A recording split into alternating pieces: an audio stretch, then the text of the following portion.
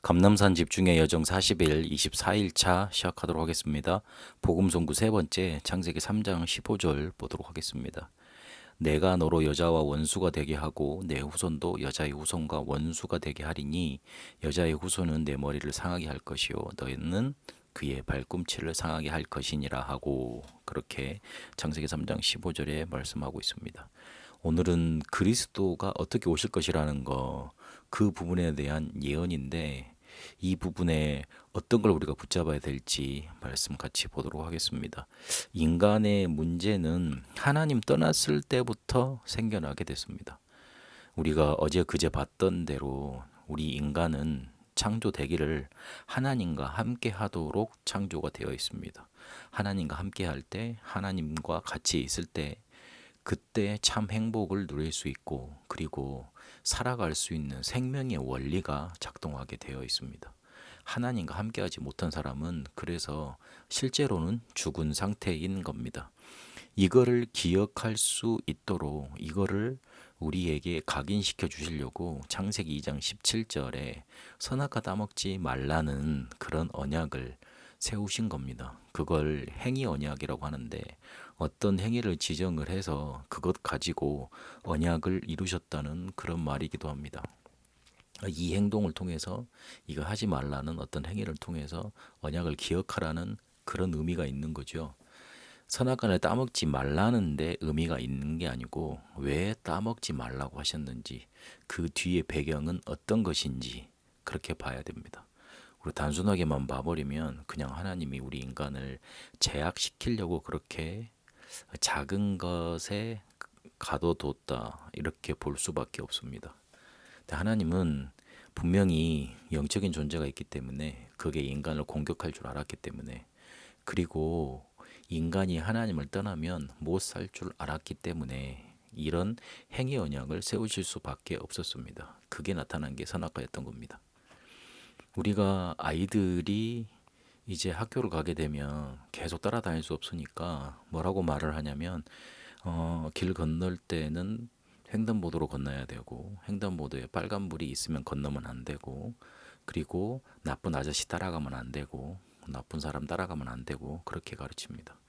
우리 자녀를 보호하기 위해서, 자녀를 분명히 멸망시키려고 뭔가 악용하려는 그런 세력이 있다고 생각이 됐기 때문에, 그리고 그런 존재들이 실제로 존재하기 때문에 아이들과 그런 행동을 통해서, 행위를 통해서 주지시켜주고, 그리고 언약을 맺는 겁니다. 그러면 안 돼, 따라가면 안 돼.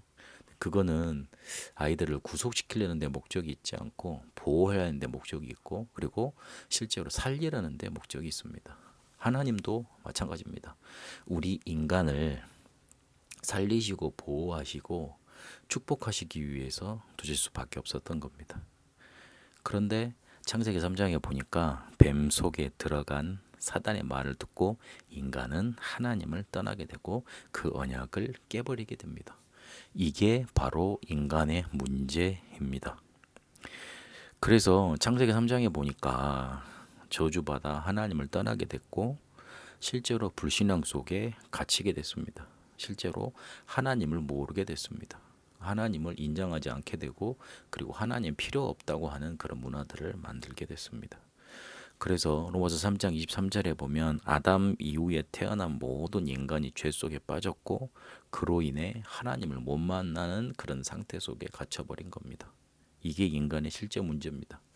더 무서운 거는 사단에게 소속되어서 마귀의 자녀가 되어버렸다는 데 있습니다. 이게 인간의 근본적인 문제를 갖고 있기 때문에 근본 문제라고 표현을 했고, 그리고 인간의 육신적인 부분에 뭔가 잘라지고 잃어버린 게 문제가 아니라 영혼의 문제가 왔기 때문에 영적인 문제라 하고, 그리고 이것이 인간 문제의 근본을 차지하고 있는 것이기 때문에 원죄라고 말을 합니다.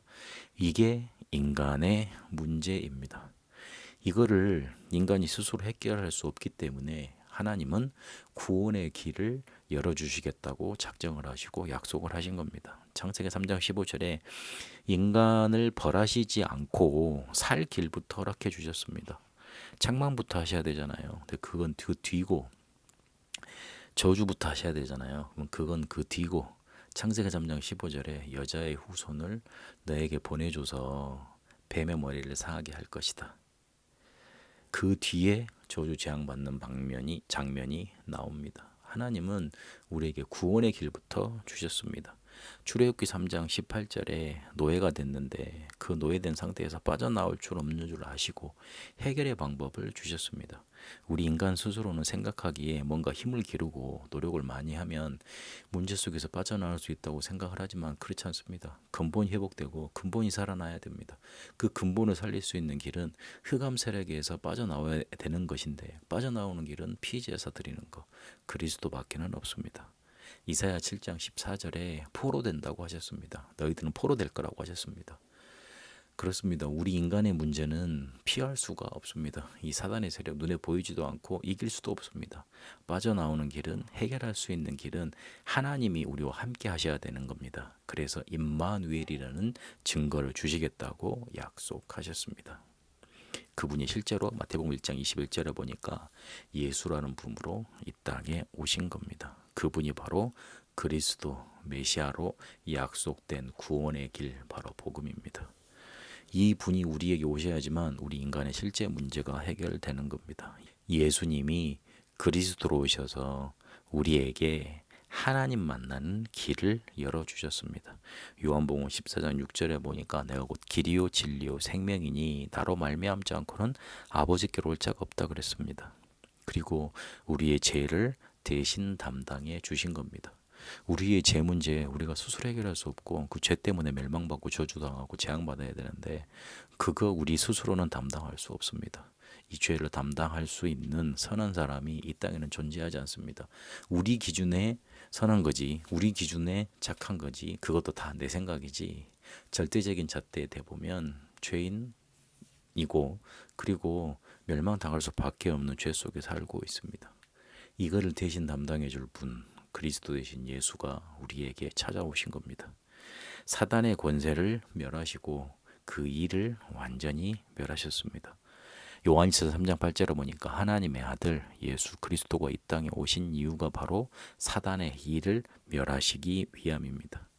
예수가 그리스도 되셔서 구원의 길이 되셨고 모든 언약을 성취하셨고 우리에게 이것에서 빠져나올 수 있는 이 문제에서 영적인 문제에서 빠져나올 수 있는 길을 열어주신 겁니다. 그래서 창세기 3장 15절 다시 한번 기억하셔야 됩니다.